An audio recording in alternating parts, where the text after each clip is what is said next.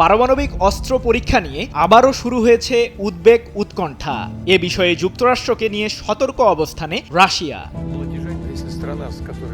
মার্কিন প্রশাসন রাশিয়ার প্রেসিডেন্ট ভ্লাদিমির পুতিন ও চীনের প্রেসিডেন্ট শি জিনপিং এর বিরুদ্ধে নতুন অস্ত্র তৈরি করতে পারে এমন শঙ্কা সামরিক বিশেষজ্ঞদের। এবার একই আশঙ্কার কথা জানালেন রুশ উপপররাষ্ট্রমন্ত্রী সের্গেই রিয়াভকভ।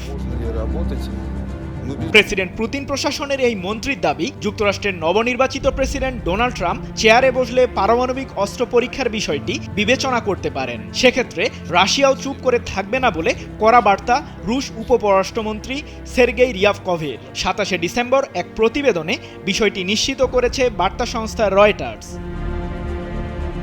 রিয়াভকভ বলেন, আন্তর্জাতিক পরিস্থিতি বর্তমানে অত্যন্ত কঠিন। রাশিয়াকে নিয়ে মার্কিনীদের নীতি বর্তমানে প্রতিকূল অবস্থায়। তাই নিজেদের নিরাপত্তা বজায় রাখতে ও রাজনৈতিক সংকেত পাঠাতে আমাদেরও ব্যবস্থা নিতে হবে।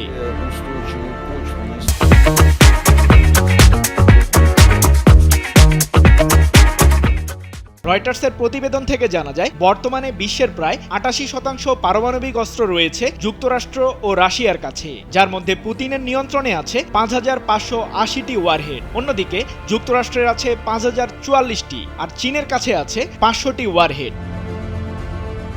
1990 সালে সোভিয়েত ইউনিয়ন পারমাণবিক অস্ত্রের পরীক্ষা চালায়। যদিও সোভিয়েত পরবর্তী সময়ে রাশিয়া আর পারমাণবিক শক্তির পরীক্ষা চালায়নি। তবে প্রেসিডেন্ট পুতিন বারবার যুক্তরাষ্ট্রের উদ্দেশ্যে হুঁশিয়ারি দিয়ে আসছেন, মার্কিন প্রশাসন পারমাণবিক অস্ত্র পরীক্ষা চালালে মস্কো বিষয়টি বিবেচনায় নেবে।